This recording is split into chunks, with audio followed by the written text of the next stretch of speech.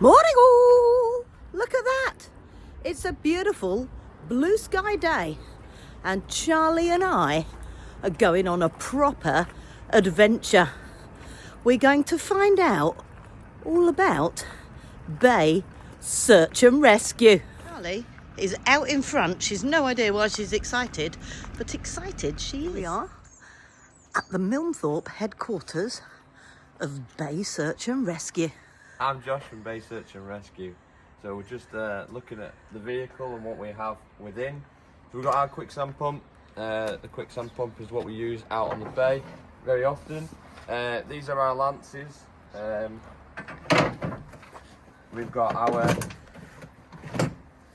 These are how we pump up our air pathways. So we can pump up the air pathways within seconds using these compared to the old pump that we used to have. It used to take between 2 to 3 minutes to pump up. This takes seconds. Excellent. And then within there we've got all our hoses, we've got our tow ropes, pelly lights for when we're working out in the dark, as well as our medical bag that's over there. Cool. So this quicksand pump, what does that actually do? So we basically pump water in, it then pumps water out, it'll then fire down the lance, and then we put the lance down the front of your foot, which then blasts all the sand away from the top of you. Oh, that's really cool. So it basically digs you out, but with high pressure water. And then it all slides away into the back of this vehicle.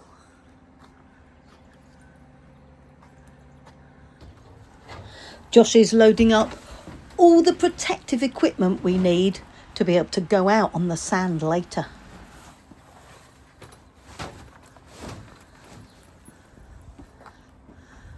That is one cool vehicle.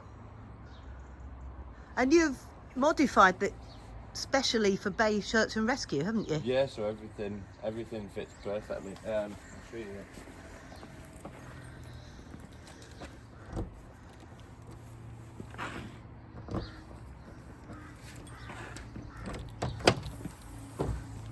Oh, wow.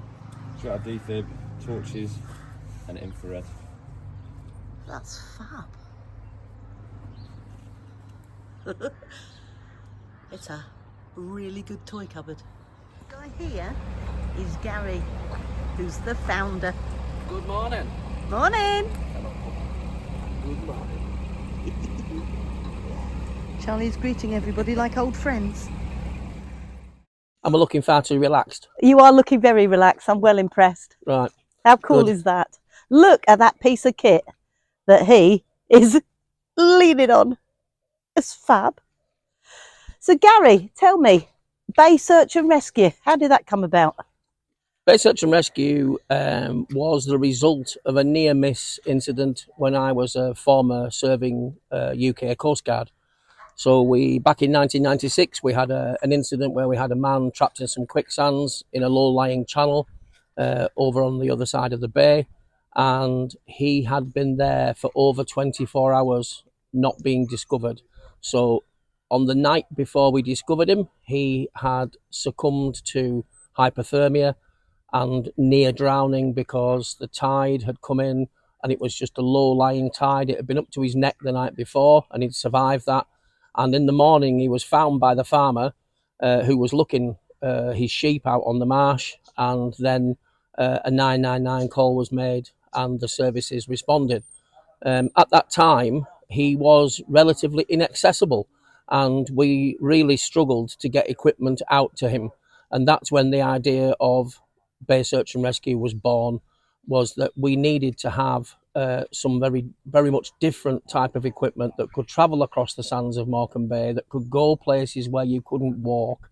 And what you see before you is the Sherp, which is the only operational search and rescue vehicle in the UK of its kind.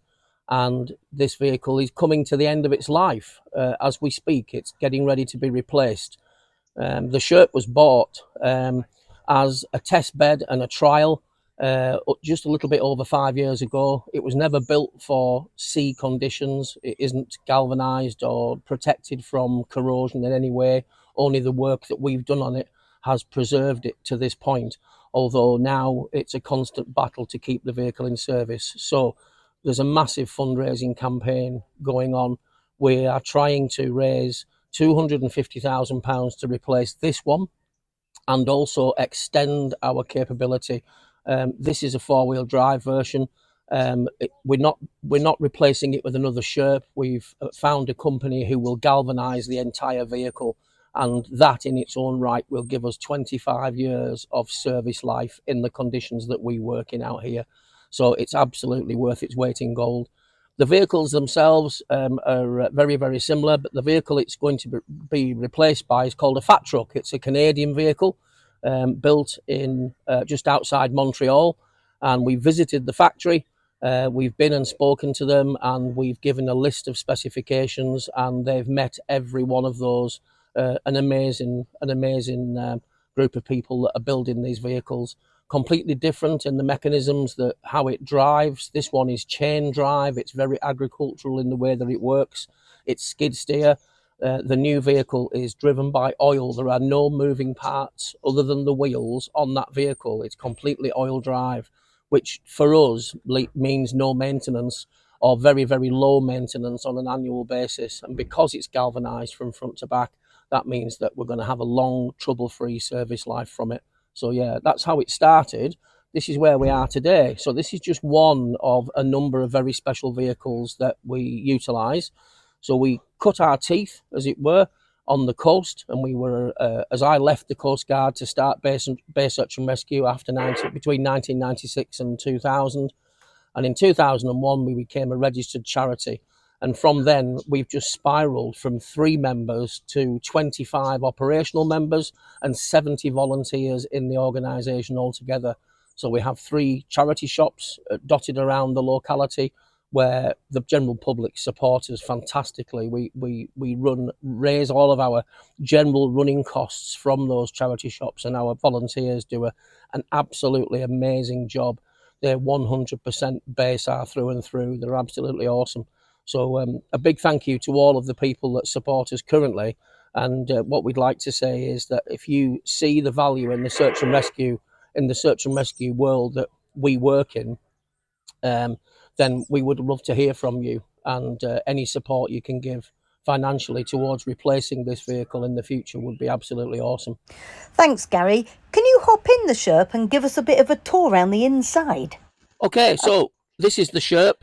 It's a 4-wheel drive, fully amphibious vehicle, not to be confused with anything else with wheels on. So this vehicle weighs 1.3 tonnes. In each wheel, it's filled by the exhaust gases, which allow the tyres to be inflated and deflated according to the terrain that you're driving across. So if we're driving across really, really soft sand or swamp, we lower the tyre pressures right down to about 60 millimoles of mercury. So the tyre pressures, the maximum tyre pressure is just 3 pounds per square inch, 3, not 33. So it's a very, very, very low ground pressure vehicle, possibly the lowest ever built. So it's very gentle on the ground, leaves a very shallow footprint, and you can actually drive across terrain that you can't walk across. So it extends the length and the width of the tyres, the lower pressure that you have in them. It's fully amphibious because it's basically a boat with wheels. So this whole chassis is waterproof. The wheels give it added buoyancy, and the drive system is purely from the bars on the front of the tyres that you can see. They rotate. It's skid steer, so these 2 levers that we're looking at here turn it right and left, and then we've got 6 gears give us the ability to climb very steep bankings, to be able to drop off into channels that we've got fast moving water in them. And once you're in a channel, we use the current to be able to take us to the opposite banking. And so with this vehicle, we find a place to enter the fast moving water, and we identify an exit point some 200 or 300 meters further down, depending upon the width and the flow of the water. And then we head out into it, and we try and keep the vehicle at an angle so that we're heading in the direction of flow. When the vehicle catches the opposite banking with this or the other wheel, it then swings the back end of the vehicle round, both front wheels make contact with the banking, and it scrabbles its way out. It's a little bit of an ungainly process and looks a bit awkward when you are first learning to do it, but they are an amazingly agile vehicle, and you can almost put it anywhere. With the Bay being the biggest intertidal mudflats in the UK, we've got 120 square miles of sand, marsh grass, and fast-moving water. It floods twice a day, so if you don't understand the tides come in once every 12 hours. And just to give you some context, you could stick Manchester in the middle of Morecambe Bay and you still have a mile at each side to walk before you actually got to dry ground. Yeah, wow. Yeah, it's huge. Yeah, it is huge. So this sounds a great piece of kit. What makes the other one better? So there's some significant differences between this one and the other one. If you were just to look at the pair of them, they look very, very similar. The differences are on the inside. It's where the engineering comes into place. Sherps are chain drive. They have a number of clutches, and all of those things are wearing parts. So they can go wrong. So they can go wrong, absolutely, yeah. And it's been a constant battle because of the environment that we work in. It's been a constant battle to keep this vehicle in service. And the problem is it's so valuable to the community that when it breaks down, there's an urgency to get it back in service, because we were out at 2:00 yesterday morning for an incident. We've had a gentleman got stuck in the quicksand last weekend who would have surely drowned had we not been out with this vehicle. The fat trucks, they're not a cheap vehicle, but you don't get anything cheap that's of excellent quality these days, do you? So no. We've been to the factory, as I've said. We've scrutinised the manufacturing process. We've spoken to the engineers, we've spoken to the electrical engineers, and we've spoken to the guys who finished the vehicle, those guys that actually put all the nuts and bolts together, and we've seen the process being built, and it's so impressive. You know, Fat Truck over in Canada making an absolute world-class vehicle. So we want a world-class vehicle to use in this world-class, this World Heritage type place. You know, We've got an area here of 120 square miles. It's an area of special scientific interest. It has some very rare bird life. It has rare plants, and we want to continue to provide the service that we do, but with the same type of vehicle, but without all the hassles of corrosion and everything else that goes with mixing salt water and sand. And then that money that you would spend doing a vehicle up, you could spend on other things. Absolutely, yeah. The secret to being successful, as we found, is throughout the year on the weekend, just like we're going to do today, we're going to do patrols with this vehicle out on the coast before the tide comes in. So the tide is the factor that really puts pressure on a rescue. So the tide comes rushing in at 12 or 15 miles an hour, and you're stuck in the sand. I don't need to paint any other sort of picture. It's terrifying for the person who's stuck there. Yeah. So these areas here, this whole chassis is riveted together, and it's sealed from the factory when it's new. However, because it's steel and it's not galvanized, the corrosion effect has taken place, and we're constantly resealing it. We're constantly painting over it to keep the water out, and that's something we want to move away from with the new vehicle. With the new vehicle, yeah, definitely, yeah. The wheels themselves, they hold 700 litres of exhaust gases, as I've said previously. They are steel rims. These are galvanised, but as you can see, even on this one here, the paint that went over the top of it is all coming away. So the galvanising process has protected the rim. The new vehicle has got aluminium rims, billet aluminium. They're machined two-piece rims that just come together. Right. And they're an amazing. So it's designed for the environment you need it to be in. Absolutely, it is, yeah. Before we go and put the Sherp through its paces over Morecambe sand, I want to introduce you to this other piece of amazing kit that Bay Search and Rescue's got. It's called a Hagland. You know, they were built in Sweden originally, and we've adapted them considerably. So they only used to do about 25 miles an hour, when they were brand new. It now does 45 miles an hour. Good Lord. We've changed the engine and gearbox in it, so it drives just like a car. It's automatic, drives just like a car. And what we've got is snow plows for the front of them. So we built some snow plows ourselves in our workshops, and from that point onwards, we've been able to. We rescued in 2012. We rescued 70 people who were trapped under the snow in their cars. We emptied out a superstore in Penrith in Cumbria of food, and we put it in the back of those vehicles, and we took it to Alston in 2018. The army had been tasked to go in and help out with resilience, and they turned up 3 days after we'd done the job. You know, so that it's just, we've got the kit for our particular environment round here. There's not many places that we can't get to, and we can't deliver aid. So it's we've got many strings to the bow of Bay Search and Rescue. It's flood, it's swamp, it's coastal. Paul is one of the newest members. He has been with Bay Search and Rescue for 3 weeks now. For 3 weeks, and we're going out for a jolly in the Sherp. And Charlie's coming too. Charlie's shaking with excitement at the minute, but I don't know whether that's because I've got him in from his mum. No, she's fine. She's cold. She, I'm calling you. Yeah, she's a girl. She, Charlie girl. Yeah, so we pass you to Mammy. Come on, no one's leaving you behind. Ah, this is exciting. Charlie's ready to rock and roll. Woo! And there we have Hannah and Paul in the back.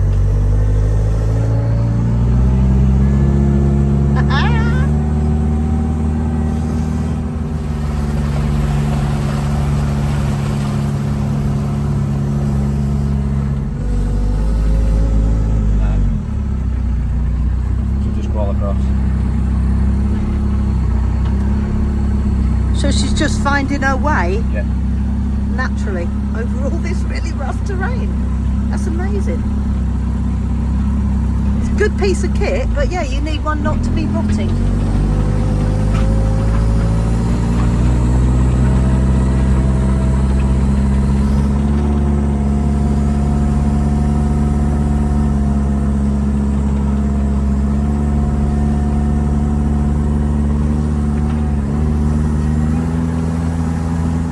Bay Search and Rescue do regular patrols because the landscape is always changing. They need to be familiar with it so the landscape doesn't throw in too many unpleasant surprises when they're out on a 999 call.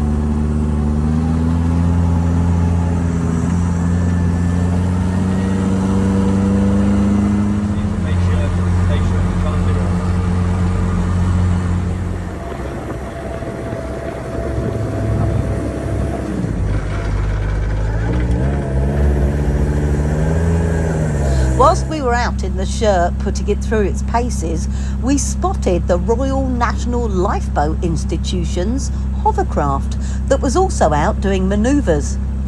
So on the radio we got, and we decided to have a little rendezvous. Invisible stone, ready, go on. Good girl. Bay Search and Rescue work very closely with the Lifeboat Institution. They both use their different skill sets and their different equipment to work as a team.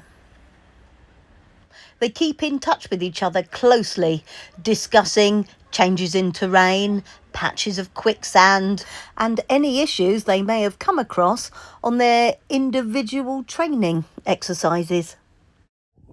What a good girl. Yes, you were. You just like people, don't you? Little sweetheart. She is gorgeous. Charlie, the Sherp driver.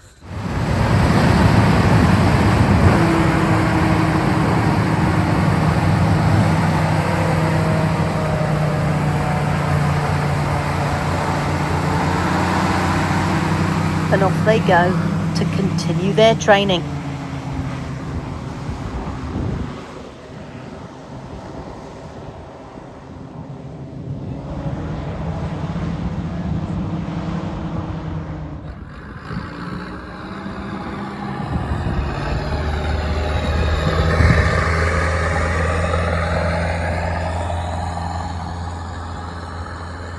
time to close the hatches because we're going to take her through her paces in the water.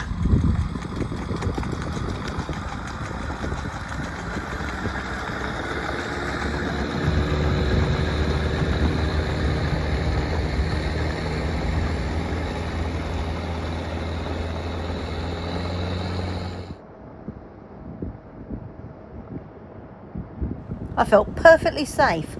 Josh was a really good, experienced driver of the Sherp. If I can help, even in a small way, for them to try and get to their total of 250,000 for a new vehicle like this but better, then that has got to have been a very good day. I've put a link to their donation page in the description of this video. If anybody can help, even in a very small way, they would be incredibly grateful.